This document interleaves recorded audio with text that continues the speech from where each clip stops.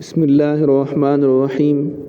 حضرت ابو طلحہ زید بن سہل انصاری رضی اللہ تعالیٰ عنہ، ابو طلحہ کے مہر سے بہتر ہم نے کوئی مہر نہ دیکھا جو اس نے اپنی بیوی ام سلیم کو دیا۔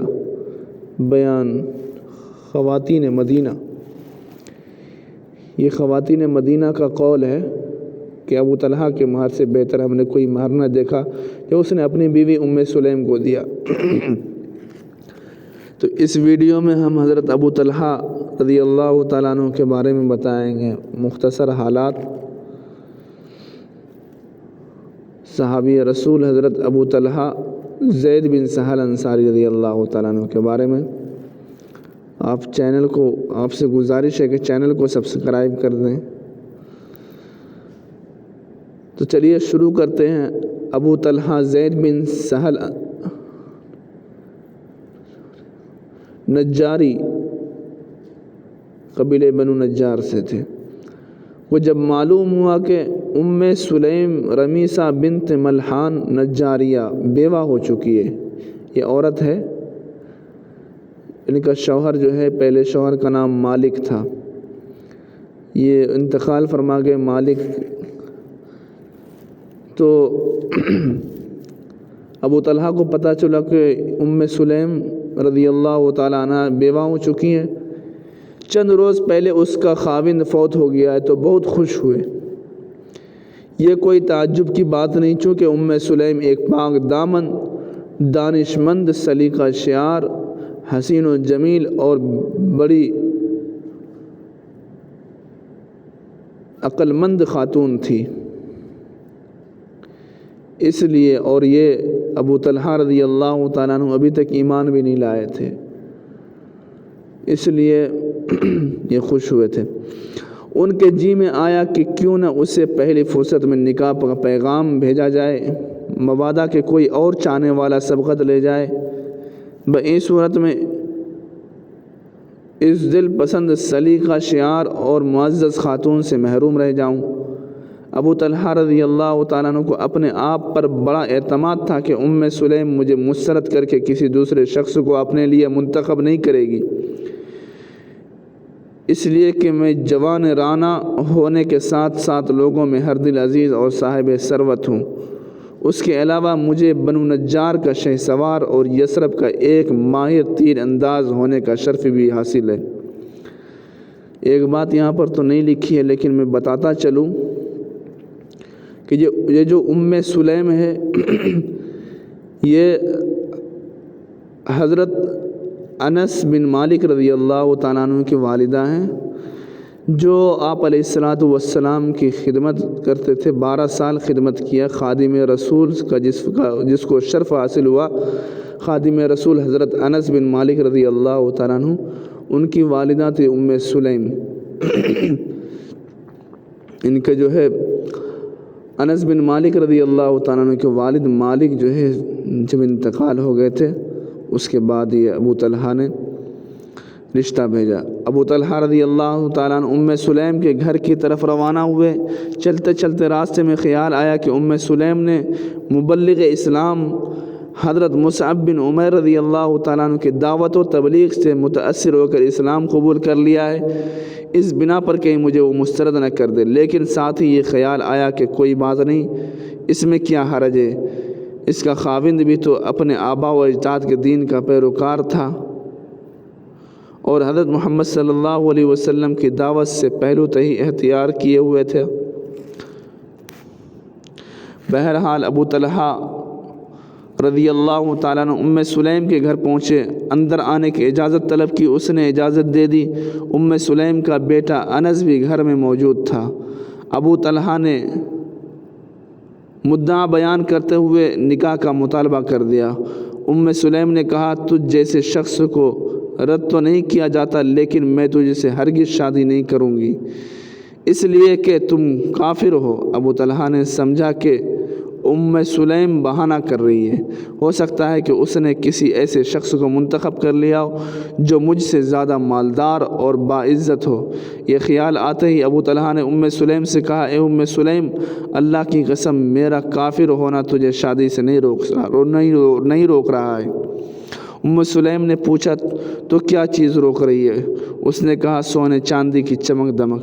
کہنے لگی، اچھا کیا سونا کیا چاندی میری آنکھوں کو خیرہ کیے ہوئے ہے؟ بولے، ہاں۔ کہنے لگی، اے ابو طلحہ، میں اللہ اور اس کے رسول صلی اللہ علیہ وسلم اور تجھے گواہ بنا کر کہتی ہوں کہ اگر تو مسلمان ہو جائے تو میں تیرے ساتھ شادی کر لوں گی، اور میں تجھ سے کوئی سونے چاندی کا مطالبہ نہیں کروں گی، بلکہ تیرا اسلام لانا ہی میرا مہر ہوگا۔ ابو طلحہ رضی اللہ تعالیٰ عنہ سلیم کی یہ بات سن کر سوچ میں ڈوب گیا، اور فوراً ذہن اپنے اس بت کی طرف پلٹا جسے اس نے بہت عمدہ لکڑی سے تیار کروایا تھا، اور یہ بت اسی کے لیے مخصوص تھا۔ جیسا کہ اس قوم کے سرداروں میں رواج تھا کہ ہر سردار اپنے لیے نہایت عمدہ، نفیس اور اعلیٰ قسم کی لکڑی سے بت تیار کرواتا، جب کہ وہ گہری سوچ و وچار میں غلطاں و پریشان تھا، تو سلیم نے گرم لوہے پر ایک ضرب لگائی، فرمانے لگی، ابو طلحہ، کیا تم جانتے ہو کہ وہ معبود جس کی تم عبادت کرتے ہو وہ زمین سے پیدا ہوا ہے؟ اس نے کہا، ہاں۔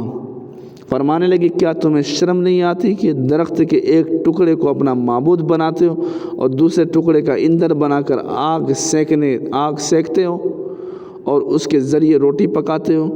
اے ابو طلحہ، اگر تو مسلمان ہو جائے تو میں تجھ سے شادی کر لوں گی، اور اسلام کے علاوہ کسی مہر کا تجھ سے مطالبہ نہیں کروں گی۔ یہ سن کر ابو طلحہ بولے، مجھے دائرۂ اسلام میں داخل ہونے کا طریقہ کون بتائے گا؟ سلیم نے کہا، وہ طریقہ میں بتاؤں گی۔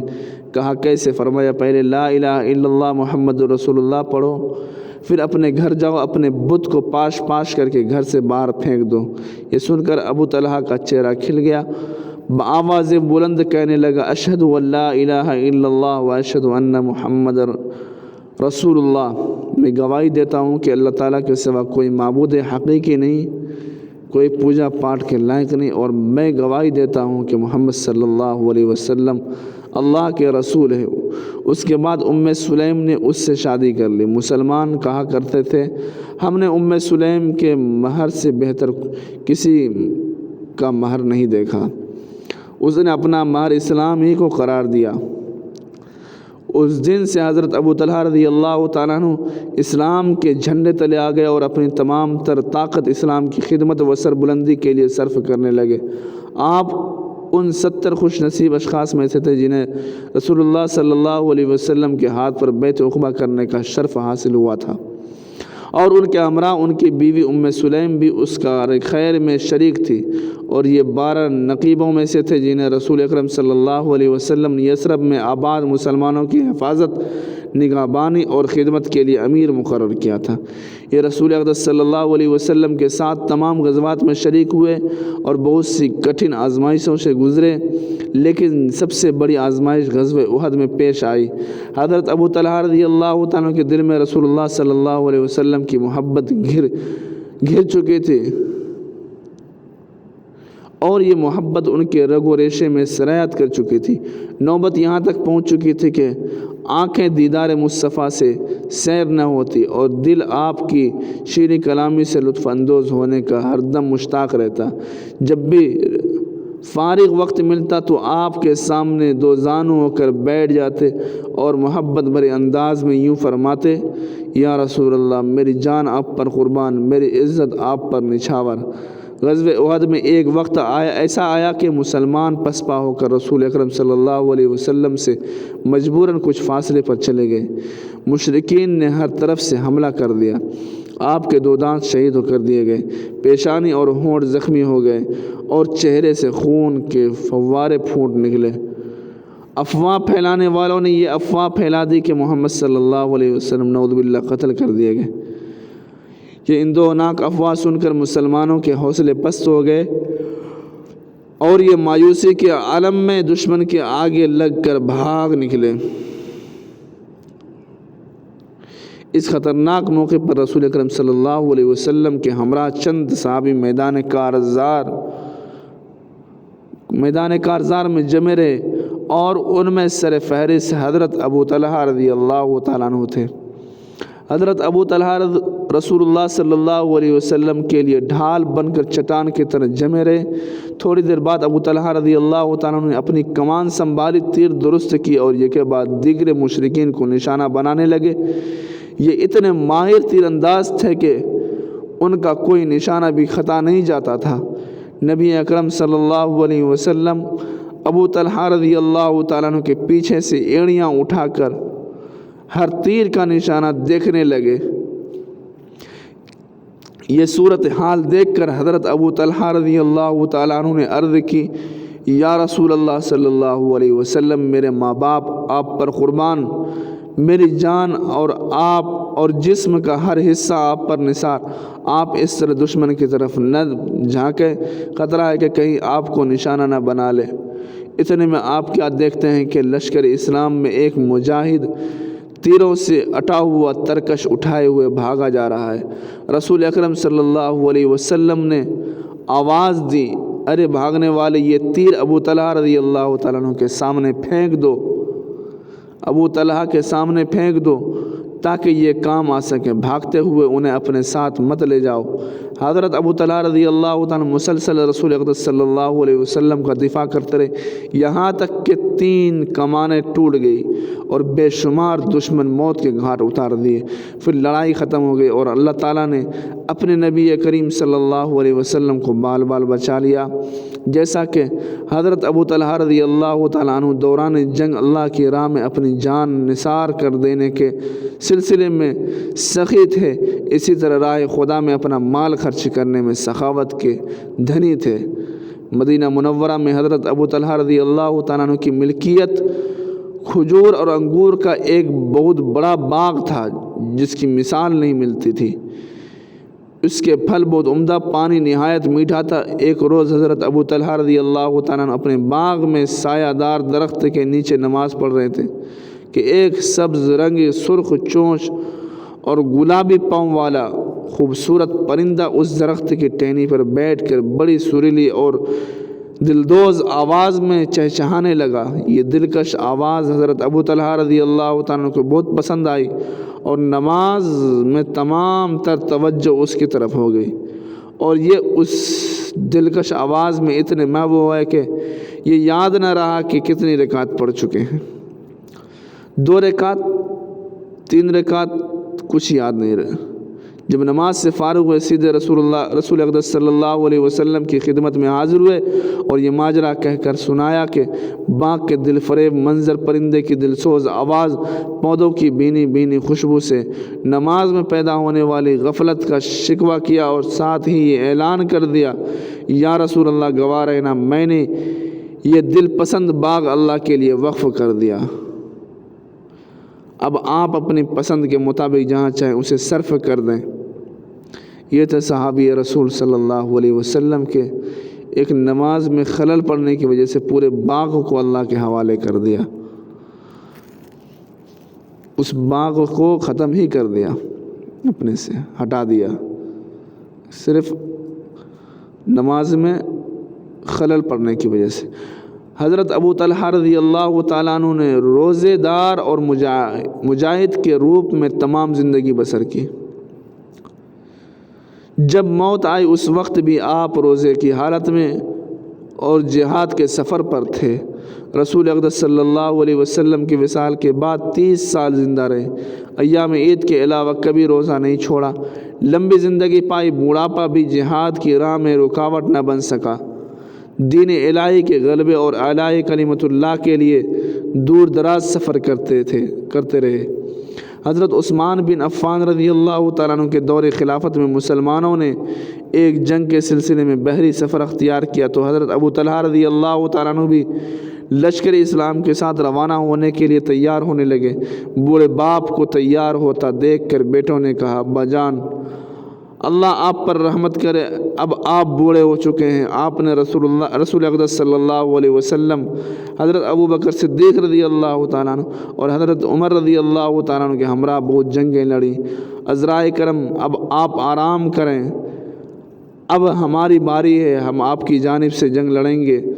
بیٹوں کی بات سن کر فرمانے لگے بیٹو سنو اللہ تعالیٰ کے ارشاد ہے انفروا خفافا وثقالا وجاہدوا باموالکم وانفسکم فی سبیل اللہ، ہلکے اور بوجھل نکل کھڑے ہو اور اپنے مال اور جان سے اللہ کی راہ میں جہاد کرو۔